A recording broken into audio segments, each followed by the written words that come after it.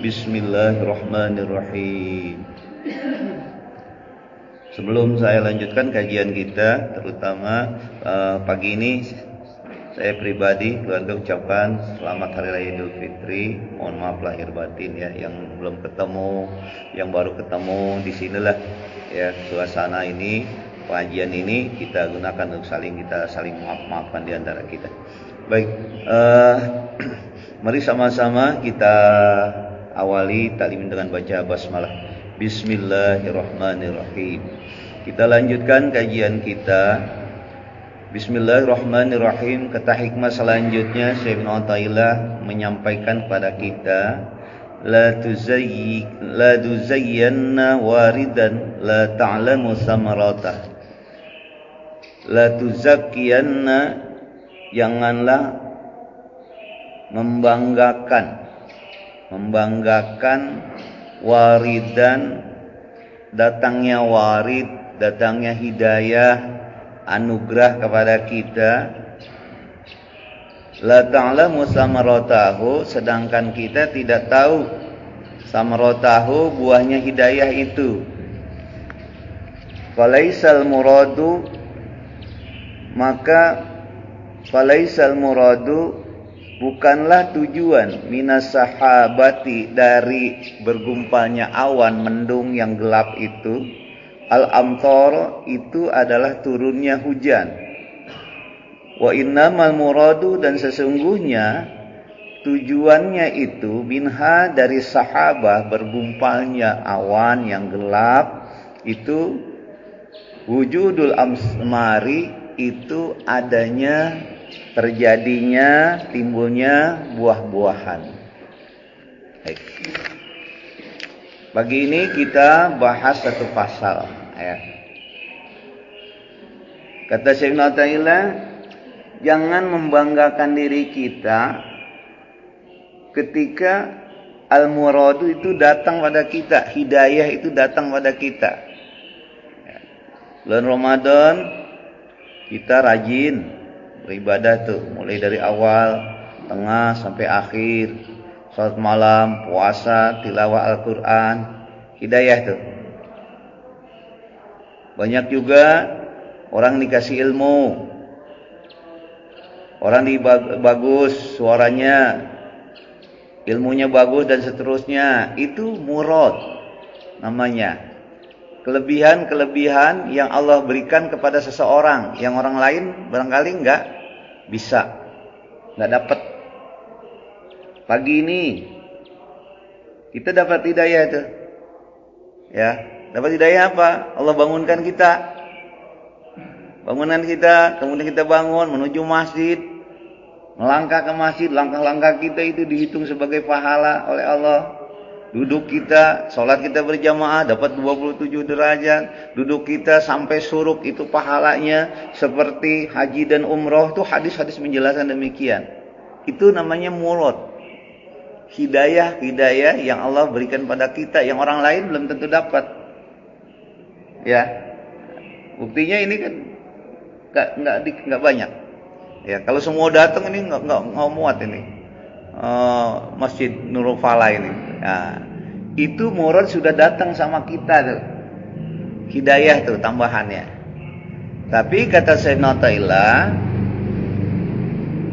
jangan kita merasa bangga dengannya banyaknya adanya hidayah, tambahan hidayah pada kita, sedangkan kita tidak tahu, la ta'lamu samaratahu, tidak tahu apa buah hidayah itu, tujuan Allah gitu. Gitu. Jadi hidayah yang Allah berikan pada kita berbentuk penambahan iman, penambahan hidayah, itu hanya cara Allah yang tujuannya kita harus tahu itu. Jadi jangan membanggakan hidayah yang datang pada kita sedangkan kita nggak tahu apa sih tujuannya. Kenapa demikian? Karena nanti hidayah yang Allah, kalau kita nggak tahu tujuannya, hidayah itu yang ada pada kita, itu tergantung kita. Ada dua kemungkinan. Ada bisa hidayah itu dikelola dengan baik, dimanage dengan baik, sehingga dia timbul lebih besar, lebih bercahaya diri kita, sehingga kita lebih taat lagi. Ada Orang yang hidayahnya sudah sampai, nggak dikelola dengan baik, akhirnya dia sekarang baik, besok bisa jadi tidak baik. Betapa banyak orang yang dulu dapat hidayah, sekarang udah nggak dapat hidayah lagi. Nah, murad yang datang kepada kita, kita harus tahu apa tujuannya itu. Tidak ada lain, Pak. Jadi kalau hidayah sudah datang pada kita nih, ya, tambahan-tambahan hidayah pada kita, itu sebenarnya Allah menginginkan kita agar kita mengelola hidayah yang ada pada kita sehingga kita bisa berubah diri kita. Kalau hati kita berubah menjadi dipenuhi yang dulunya hati-hati kita dipenuhi dengan sifat-sifat mazmumah, sifat-sifat yang tidak baik, malas, nggak baik tuh. Dengki, hasud, sirik, nggak baik tuh. Senang sama orang susah sama orang senang, nggak baik tuh. Ya, itu dengan datangnya hidayah berubah diisi dengan sifat mahmudah. Maka lahir muncullah nanti dengan hidayah ini sifat-sifat baik pada kita. Pengennya sama orang nih baik aja, bantu aja. Pengennya nolong aja sama orang. Ya, senang kalau orang baik, ada orang baik dia senang. Gitu. Bukannya jadi orang baik jadi apa? Jadi kita merasa tersaingi, enggak. Ya. Jadi semuanya baik. Jadi mengelola hidayah murad yang ada pada kita, bagaimana menyingkirkan sifat-sifat madhumah yang ada pada kita sampai tidak ada sama sekali, sehingga melahirkan sifat mahmudah pada kita. Sehingga yang ada pada kita ucapannya baik, kata-katanya baik, melangkahnya baik, semuanya baik. Ya. Nah, di dalam pasal ini Syekh Ibnu Athaillah menjelaskan begini, sampai mengkiaskan, falaisal muradu minas sahabah al-amtar. Bukanlah tujuan daripada gelapnya awan-awan yang mau hujan itu turunnya hujan. Kita kan menganggap begitu ya, biasanya ya. Begitu ngelihat awan gelap, sore-sore itu udah 2 hari ini ya. Luar biasa tuh, hujan besar ya. Kemarin lebih besar lagi, sampai banyak banjir di jalan-jalan. Itu kan biasanya sebelum hujan kan gelap ya. Ada hujan. Makanya kita kalau mau jalan, wah itu udah mau hujan. Sebenarnya belum hujan ya, baru gelapnya awan. Kata Syekh Ibnu Athaillah, bukanlah gelapnya awan itu turunnya hujan. Akan terjadi turunnya hujan, bukan. Wa innamal muradu minha wujudul asmar.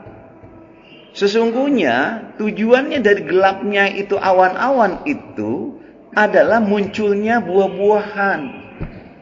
Tujuannya sana. Jadi hujan itu hanya sarana untuk munculnya buah-buahan, timbulnya buah-buahan. Kenapa? Karena air hujan terserap bumi kemudian diserap oleh akar-akar, kemudian hiduplah pohon-pohonan, kemudian buah-buahan menjadi banyak, kemudian kita bisa menikmati dengan berbagai macam rasa. Sebenarnya Allah dari itu ingin menciptakan kehidupan kita. Dengan adanya air itu, terutama dengan munculnya buah-buah. Coba bayangkan kita nggak ada air, Pak. Saya rasa nggak ada yang sholat di masjid ini. Bagaimana kita mau bersuci? 80% tubuh kita itu air, Pak.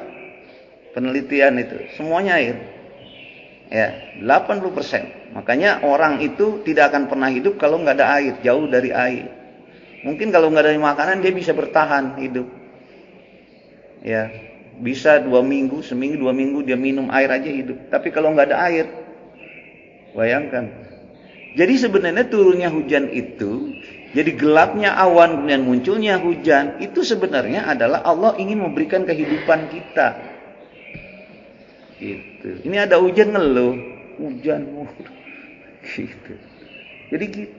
Nah, artinya kita memandang semua yang terjadi dalam alam ini, itu sebenarnya Allah ingin berikan keseimbangan, ekosistem berjalan dengan baik. Ada panas, ada matahari, berjalan dengan baik. Gitu. Nah, sekarang kembali kepada hidayah. yang Allah sudah tambah sama kita tuh. Ya. Maka ketika hidayah sudah datang pada kita, maka kita harus tahu tujuannya untuk apa. Jangan begitu dapat hidayah nih kita. Kita diberikan kelebihan dari orang lain, itu kan sudah hidayah. Seperti yang saya tadi gambarkan tadi kan.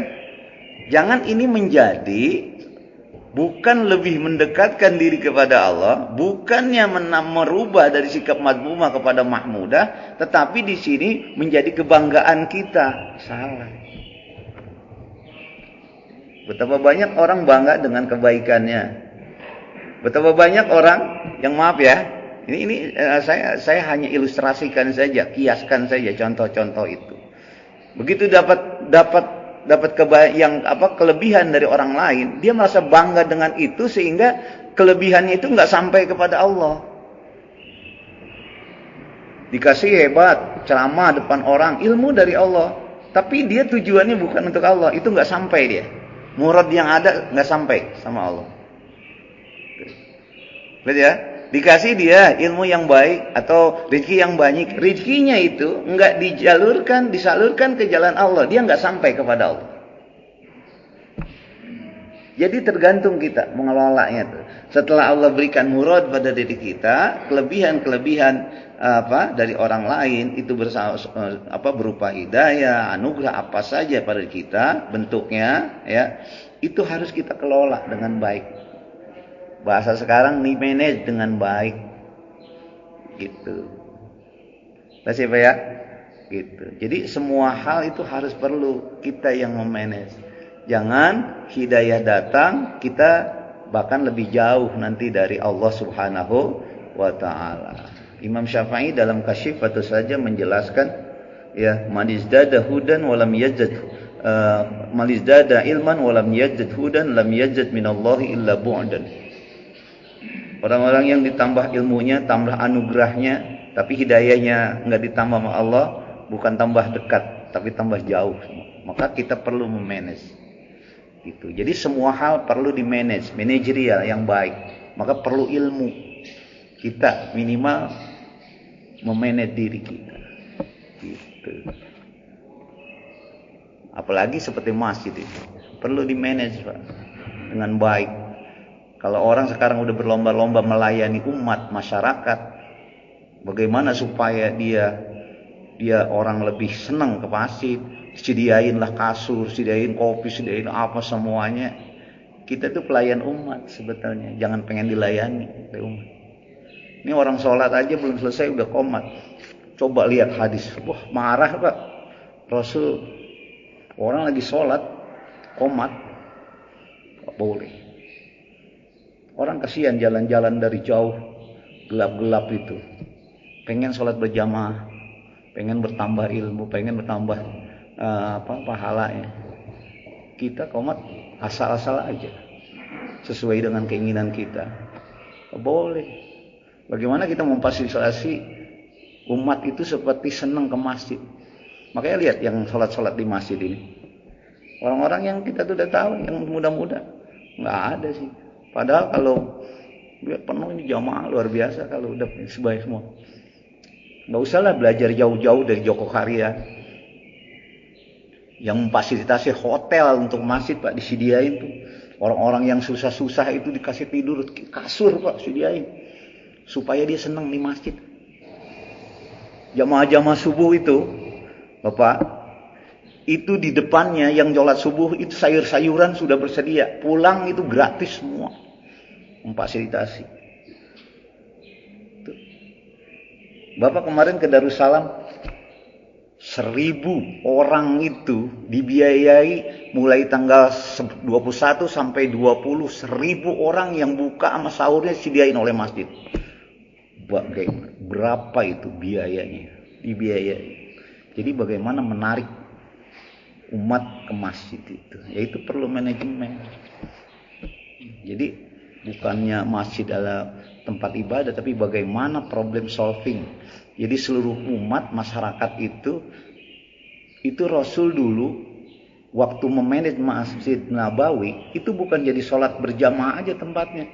Orang sakit di masjid. ngeluarin tentara itu mau perang itu dari masjid. Semuanya masjid dijadikan sebagai center of strategis dalam dakwah. Gitu. Jadi kebutuhan-kebutuhan umatnya itu perlu manajerial. Gitu. Kita kadang-kadang iri sama masjid Muhajirin aja iri kadang. Gitu ya. Kemarin saya sebutin itu, saya 1 malam di sana. 2 malam sebenarnya tugas saya. Tapi karena saya isi 1 malam saja, saya isi di sini. Coba bayangin, itikaf penuh, Pak. Banyak, apalagi saya malam di malam ke-25. Penuh ratusan orang. Nah itu perlu ilmu. Gitu. Nah inilah yang harus ditingkatin. Kalau memang kita nggak mau terjebak dengan rutinitas ritual. Kalau kita tidak bisa untuk menarik jamaah ke masjid, minimal ada orang berjamaah difasilitasi. Gitu. Ya. Ini bagus nih sudah. Karpet sudah bagus. Kemarin itu masih udah bau, maaf saya bau gitu. Jadi kan bagaimana orang mau sujud aja masih bau-bau, panas gitu. Ini sekarang kan masih panas. Jadi itu tugas kita semua. Baik, saya kembali kepada ini. Ya, mudah-mudahan ke depan lebih bagus lagi. Bapak belum ke atas ya, tuh. Itu Ustaz, atas itu udah kayak bukan gudang lagi Pak itu. Belum ditehol, acak aja. Saya bilang, waduh, nggak betah saya biasanya rapi gitu. Tanya lah, saya biasanya rapi dulu, nggak betah. Kalau rumah Allah begini gimana Allah? Allah cuma malu gitu kadang-kadang sama Allah. Kalau kita berbicara gitu ya. Kita yang tugasnya merapihkan. Baik, udah itu keadaan kita. Jadi minimal kita memfasilitasi lah yang bisa kita lakukan untuk jamaah kita supaya menarik gitu. Kalau memang bisa semua jamaah subuh kita hadiahin apa aja yang bisa kita lakukan. Kalau enggak pun fasilitasi saja gitu. Nah, kita barangkali enggak seperti orang yang sudah luar biasa ya mengelola masjidnya. Ya minimal memfasilitasi apa. Gitu. Baik, saya rasa demikian ya, kita lanjutkan. Nah, jadi kembali lagi Pak. Ini masing-masing kita. Kalau Allah sudah berikan hidayah kepada kita, tinggal kita alhamdulillah. Cuma nggak cukup dengan alhamdulillah. Alhamdulillah itu hanya pujian kita kepada Allah, bukan syukur. Maksudnya Pak ya, jangan kita mengatakan bahwa ketika kita sudah dapat sesuatu, alhamdulillah itu sudah syukur. Belum. Itu baru pujian kita kepada Allah. Syukur itu mengaktualisasikan nikmat-nikmat Allah ke jalannya. Saya ulangi lagi, syukur itu tasyarruful abdu ala ma an'amallahu li ajlih. Itu definisinya. Syukur itu adalah mengoptimalkan seluruh potensi yang Allah berikan pada kita untuk kepentingannya. Jadi kalau kalian dapat hidayah, dapat rezeki, ya rezeki itu baru alhamdulillah, itu baru puji. Bagaimana untuk bisa bernilai syukur? Kita harus lakukan apa yang anugerahkan Allah pada kita untuk kepentingan Allah. Hidup kita untuk Allah, sehat untuk Allah, untuk ibadah. Ya, rezeki kita untuk Allah. Hidayah pun yang Allah berikan itu untuk merubah kita agar kita fokus pada Allah Subhanahu wa taala. Kalau fokus kita kepada yang lain, dunia lah fokus kita. Dunia akan mengecewakan kita. Karena tidak ada orang yang mengejar dunia bahagia, yang ada capek. Betul Bapak? Bapak punya uang miliaran lah, nggak usah jutaan, miliaran. Pergilah kemana-mana, ke Eropa, kemana, yang ada capek Pak. Apalagi hanya ke puncak. Macetnya 2 jam, 3 jam itu dekat Pino Gadong. Orang saya setiap hari lewat situ, tahu saya. Kita apalagi weekend, capek Pak. Makan sesuatu sepiring, nggak sampai kita 2 piring, apalagi 3 piring. Betul lah, capek. Ya, jadi memang Allah sudah ciptakan demikian. Maka kebahagiaan abadi itu ketika ada sudah dalam sanubari hati kita. Kita dekat dengan Allah itu sudah bahagia. Ya, kebahagiaan kita itu disertakan. Ya, jadi yuk di suasana masih setelah hari raya. Ini bulan apa Pak? Syawal. Ya, ini baru tanggal 16 loh. Nih ya, lihat. Kenapa kita? Ini saya baca ya. Saya baca nih. Bapak lihatin ya. Ramadan dinamakan Ramadan innama Sumia Ramadan li'annahu rumidaz dzunuba fihi. Bulan kemarin dinamakan bulan Ramadan karena bulan itu katanya rumidaz dzunuba fihi, itu membakar. Bisa membakar Ramadan dosa-dosa orang-orang kita semua. Dosa dibakar, amal meningkat, maka lahirlah ketakwaan. Al-Baqarah 183. Ketakwaan muncul setelah Ramadan, maka kita, predikat kita, status jiwa kita, spiritual kita, kawaladatu ummuh. Seperti awal 1 Ramadan, seperti bayi baru lahirkan oleh ibu kita. Enggak dosa pada Allah karena dilebur oleh Ramadan, tinggal kebaikan kita meskipun sedikit. Maka kita sudah punya predikat takwa. Takwa yang kita sudah jalani dari tanggal 1 sampai 16 sekarang ini orang-orang yang bertakwa biasanya banyak ayat yang menjelaskan tentang ciri-cirinya. Ya, mulai di surat Az-Zariyat ayat 15 sampai 18, kemudian surat Al-Baqarah jelas. Salah satu cirinya adalah orang-orang yang bertakwa itu adalah orang-orang yang sadar tentang dirinya, kehidupan dia itu semuanya bukan untuk dia, tapi untuk Allah. Hartanya untuk Allah. Kemudian waktu malamnya qalilan ma yahja'un. Surat Az-Zariyat 15, 16, juga 18. Sedikit bangun malam dia. Tidurnya sedikit bangun malam. Di hartanya dia sadar, orang yang bertakwa muncul ya, wa fi amwalihim haqqun lisa'il wal mahrum. Di hartanya dia sadar bahwa ada hak orang lain, dipinta atau tidak dipinta. Orang minta kayak dengan zakat, enggak, dia tetap saja. Mau wajib, mau sunnah, enggak peduli dia. Dia sadar bahwa dalam harta dia ada orang lain, hak orang lain. Tuh, kehidupannya meningkat. Ibadahnya apalagi? Kenapa? Karena sudah ditarbiyah Ramadan. Malam bangun, sholat tahajud, sholat berjamaah. Itu terbentuk sebulan, Pak. Jadi sekarang, maka setelah Ramadan, Syawal. Allah programkan Syawal meningkat. Karena sudah dididik sebulan. Saya mau tanya, faktanya, meningkat apa turun? Berarti didikan Allah itu, tarbiyah Allah selama sebulan, itu tak kena. Tak berhasil. Gitu. Saya mau tanya, Bapak, dulu saya suruh orang tua tuh kalau beli ayam tuh di pasar baru situ tuh, sekarang pasar baru. Itu kalau ayam baru kita beli, kita kurungin aja itu. Nggak usah dilepas, kalau lepas dia nggak balik lagi. Ya, kenapa? Karena dia belum familiar. Tapi kurungin 3 hari. Lepaslah dia. Dia lari nggak itu, Pak? Nggak lari dia. Betul? Iya, Bapak punya beli ayam sekarang, ayam baru, taruh aja di kurungan, jangan lepas dulu di rumah. 3 hari lah, panen. Besok begitu 3 hari lepas dia. Dia tidak akan meninggalkan tempat itu. Meskipun dilepas, kurungannya diangkat. Dididik 3 hari, dia, ayam itu, dia tahu kemana dia harus pulang. Kita sebulan loh Pak, dididik oleh Allah. Ya, itu. Nah oleh karena itu jadi kita harus membaca tuh. Ya. Saya berhasil nggak nih Ramadan? Kalau sekarang kita punya penyakit futur itu adalah penyakit yang ketika kita dulu rajin, sekarang malas. Itu penyakit futur. Itu harus dibenahin, Pak. Diangkat lagi. Maka kajian kita nggak lama-lama itu kita istirahat supaya muncas lagi. Kan ini iman itu yazdadu yang kus. Iman itu selalu bertambah, berkurang terus, Pak. Kadang-kadang kita pagi semangat iman, sore bisa jadi iman kita turun. Nah, itulah perlu dicas lagi. Kajian-kajian ini perlu ngecas. Tapi kecas spiritual kita, hati kita itu ya. Nah, mudah-mudahan Bapak nanti direnungkan tuh pasal ini ya. Ketika Allah sudah berikan kita kelebihan dari orang lain yang orang lain nggak bisa, itu sebenarnya hanya sarana saja Allah memberikan kepada kita tuh modalnya untuk lanjutan hidup. Kalau kita nggak kelola, hidayah ini akan jauh Pak, akan bisa jadi pergi. Gitu.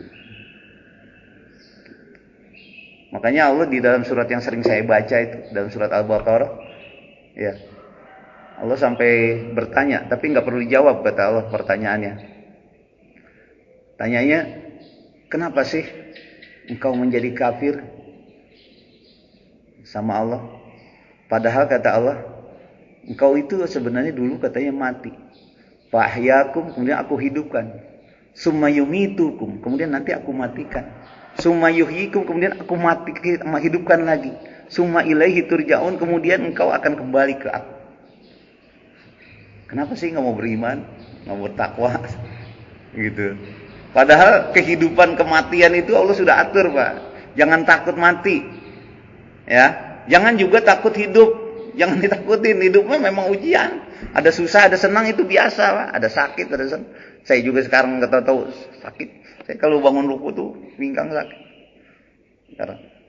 Ya, jadi gitu. Jadi itu memang dinamika hidup ya demikian. Cuma ketika kita memahami bahwa semuanya ujian, kita senang-senang aja, Pak.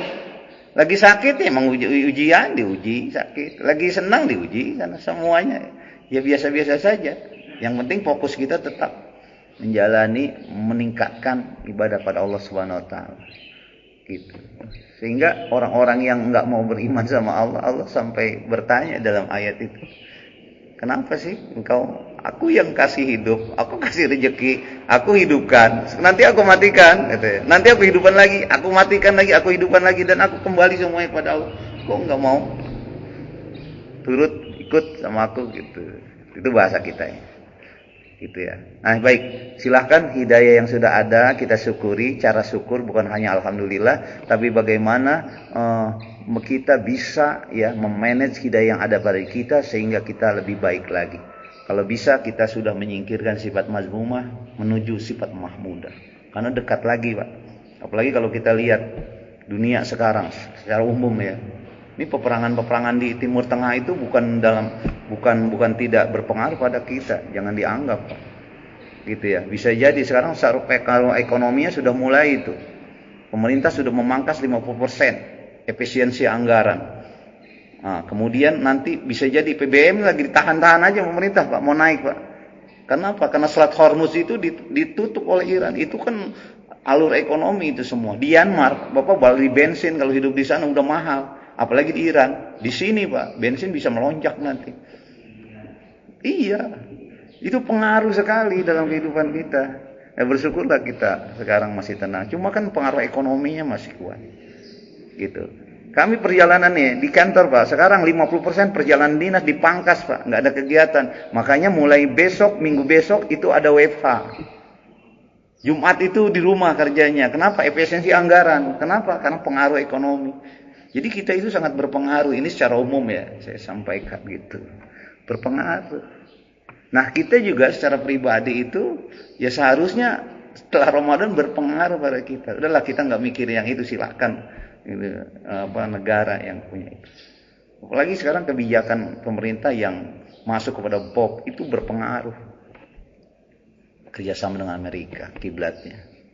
Berbahaya itu. Padahal umat kita yang dulu memperjuangkan Palestina. Maka doa saya selalu itu, ya Allah berikan kekuatan pada saudara-saudara kita itu yang tertindas di Palestina. Sampai sekarang nggak merdeka. Kita bayangkan kalau nggak merdeka kita.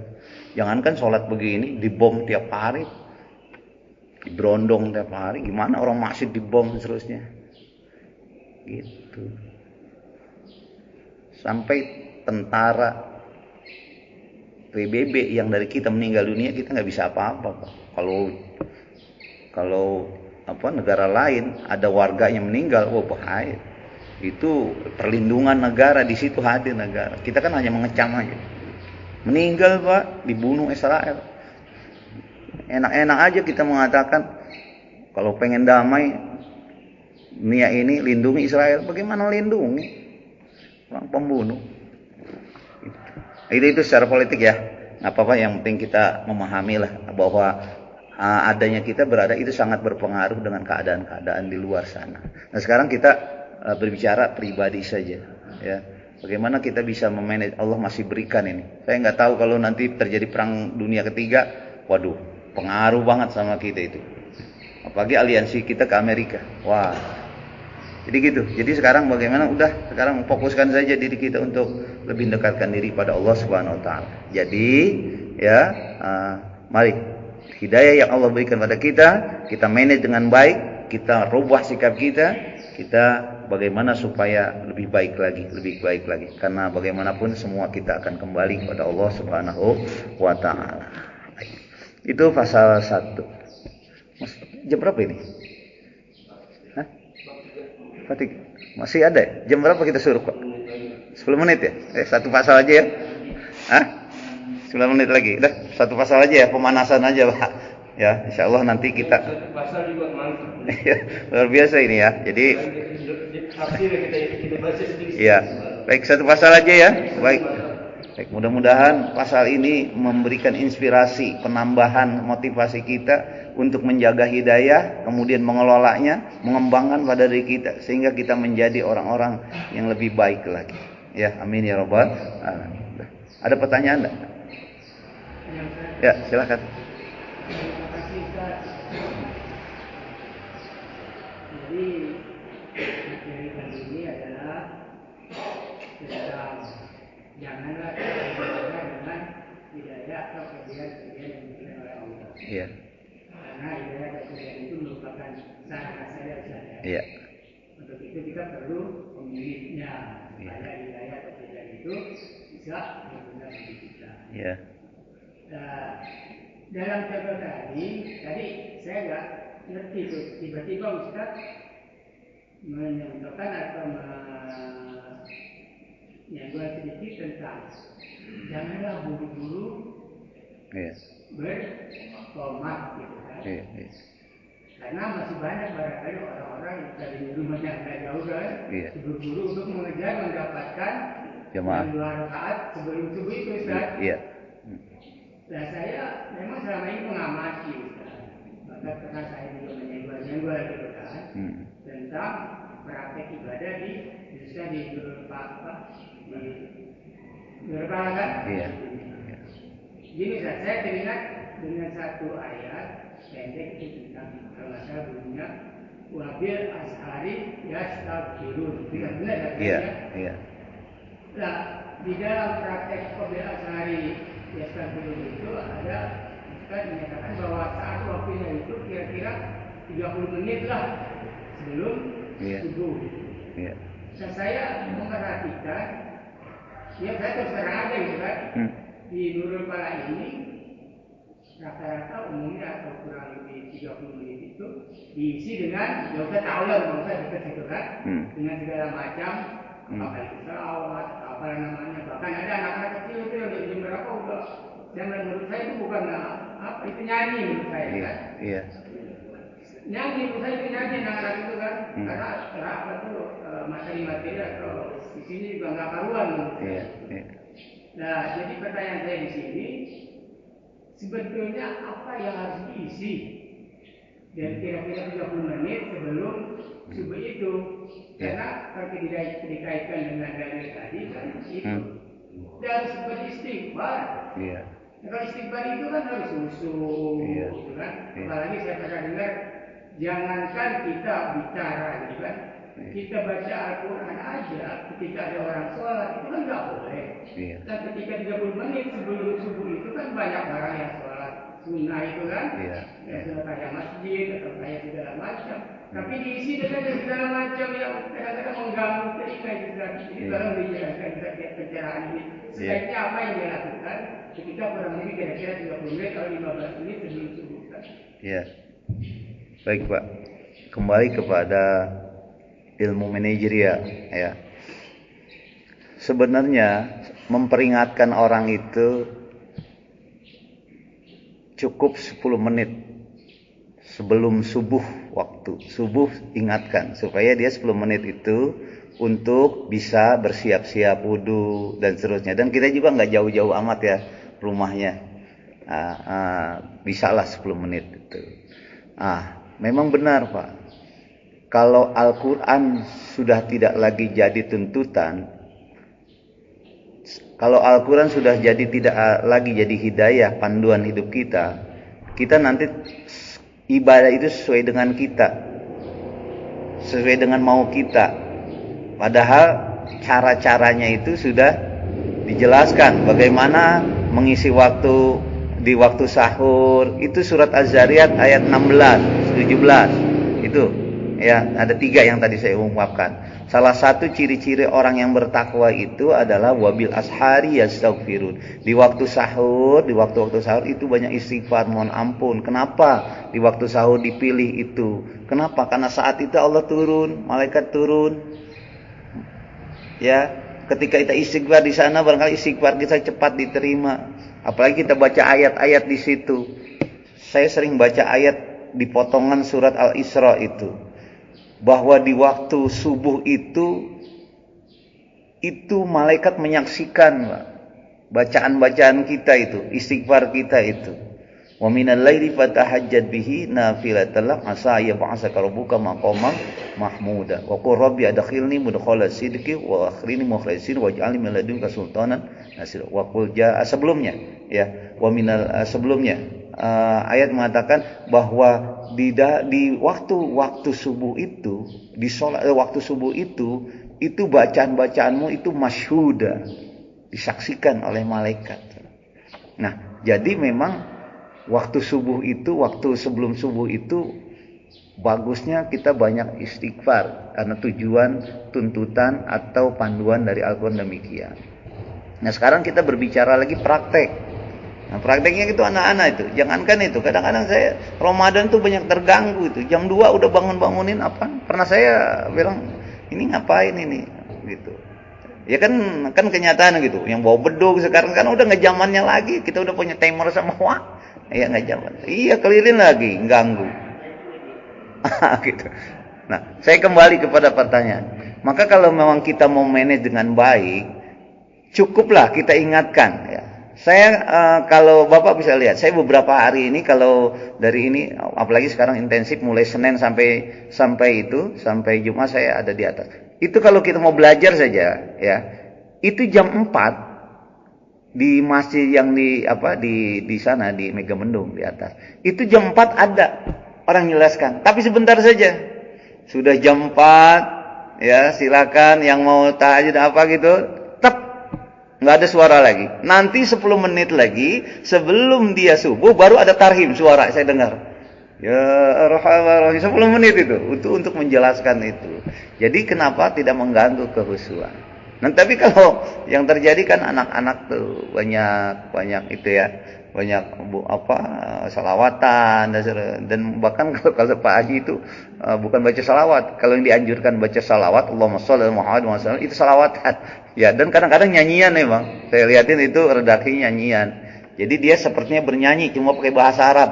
Cuma karena kita nggak paham ya itu dianggap salawatan, padahal itu nyanyian. Ya.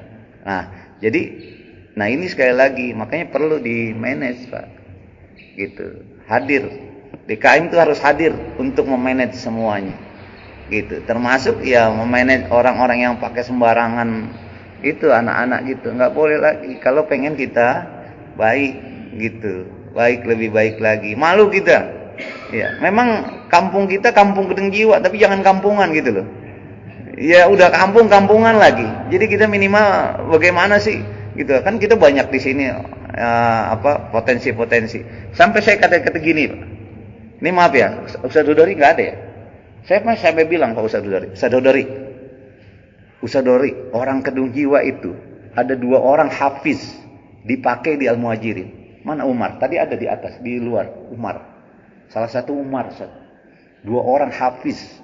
Pakai imam tetap Muhajirin. Saya kadang-kadang, kenapa nggak dipakai sama kita? Bagus itu. Tadi ada Umar tadi di luar, tapi dia nggak masuk dia.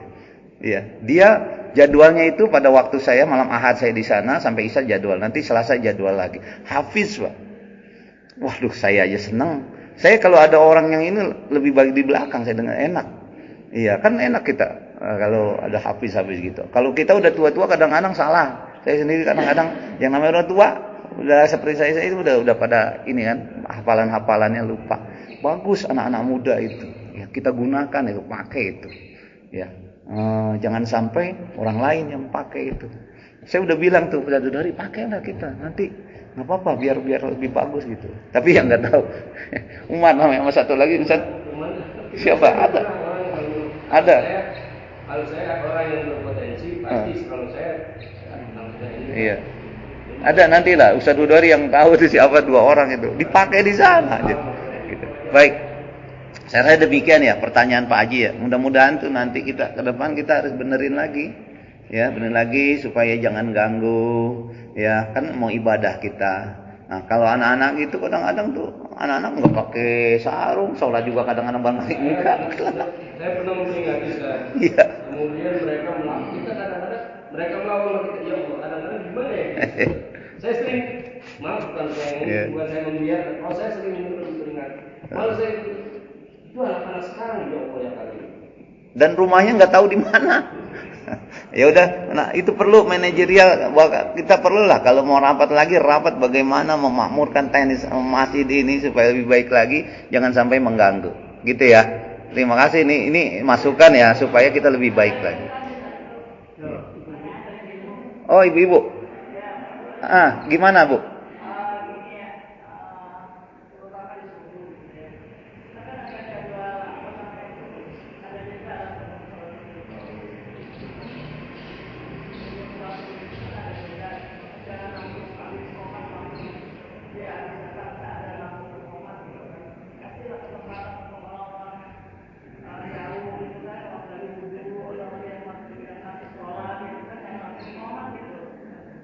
Iya.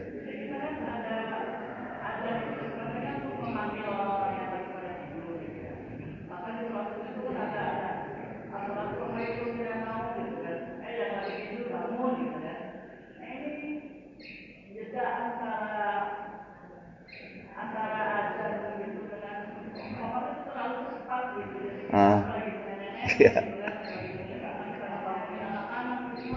Iya.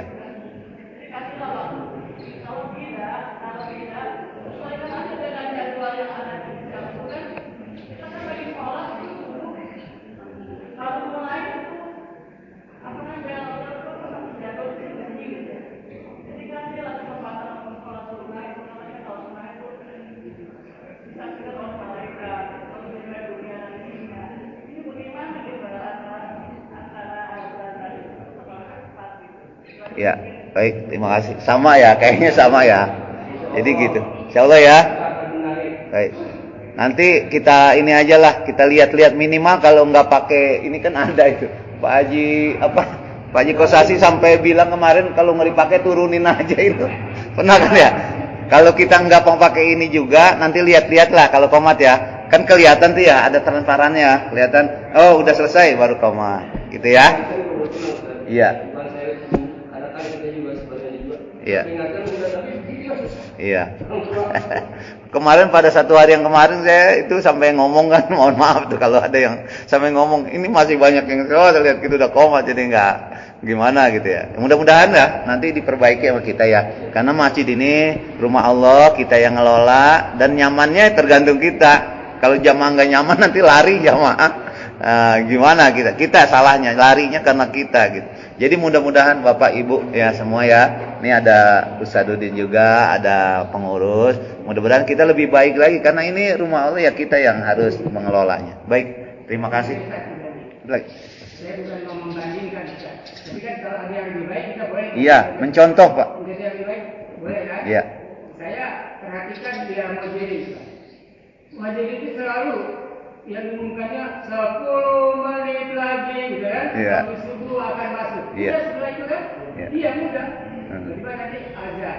Bagaimana kalau kita mencoba itu, gitu kan? Iya. Jadi kalau usah banyak-banyak macam-macam, gitu Iya. kan? Iya. Yang 10 menit kan ada tuh apa apanya yang ngomongin. Iya, kan? iya. Assalamualaikum, itu kan juga 10 menit lagi. Iya. Subuh akan masuk kan? Betul. Setelah itu udah nggak ada suara apa-apa lagi. Betul. Tiba-tiba langsung kan?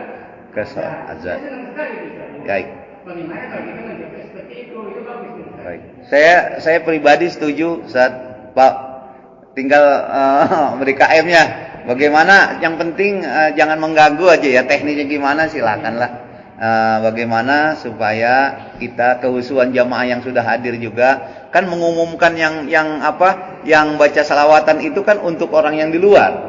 Ya kan? Yang udah di dalam merasa dia juga terganggu juga kan, pengen husu, pengen istighfar gitu ya. Saya rasa nanti gimana teknisnya agar kita bisa manage dengan baik sehingga ke depan itu lebih bagus lagi kita. Ya harus berubah. Kalau nggak berubah kita, ya nanti jamaahnya juga makin nggak ini. Oh nggak merasa dia dihargai. Coba saya mau tanya tuh, orang-orang yang lagi sholat tuh, maaf ya, yang lagi sholat komat itu marah nggak kira-kira kalau kita lagi sholat gitu?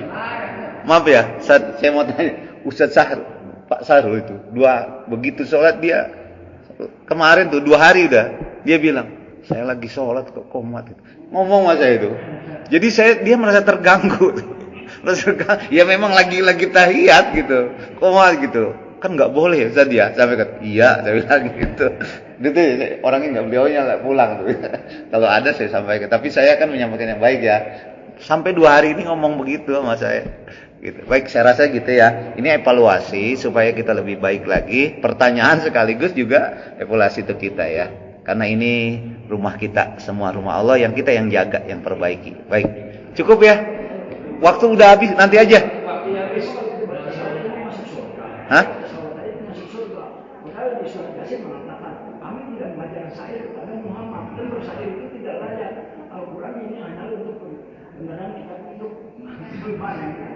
Jadi yang asli sholat ini Pak, itu syair. Iya. Orang mengatakan kita baca sholat dan sholat di situ pada sendiri. Iya. Berarti di sini ada tahiyat. Iya. Yang asli itu. Nah, itu Iya. syair, kayak manusia. Baik. Dikatakan bisa udah nggak bisa dibahas. Iya ya udah, saya nggak jawab ya. Mari sama-sama kita akhiri dengan doa. Kalau saya ada salah hilap kata-kata saya mohon maaf ya. Amin ya rabbal alamin. Ini semata-mata untuk kebaikan kita. Mari sama-sama kita akhiri dengan doa. Bismillahirrahmanirrahim. Alhamdulillahirabbil alamin. Hamdan syakirin, hamdan na'imin, hamdan yuwafi ni'amahu wa yukafi mazidah. Ya Rabbana lakal hamdu kama yanbaghi li jalalika wajhikal karim wa 'azimi sultanik. Allahumma shalli ala sayyidina Muhammadin wa ala alihi wa ashabihi wa ala ibadillahi salihin. Allahumma ij'alna min ibadika salihin. Allahumma ij'alna minal muttaqin. Allahumma ij'alna minal 'arifin. Allahumma anfa'na bima 'allamtana wa 'allimna allazina yanfa'una wa zidna 'ilman nafi'a. Allahumma ij'al jam'ana hadza jam'an marhuma wa tafarruqana min ba'dihi tafarruqan ma'suma. Rabbana atina fid dunya hasanah wa fil akhirati hasanah wa qina 'adzabannar. Subhana rabbika rabbil izzati amma yasifun wa salamun alal mursalin walhamdulillahi rabbil alamin. Mari sama-sama kita akhiri talim ini dengan baca doa kafaratul majlis. Subhanakallahumma wa bihamdika asyhadu an la ilaha illa anta astaghfiruka wa atubu ilaik. Kurang lebihnya mohon dimaafkan. Assalamualaikum warahmatullahi wabarakatuh.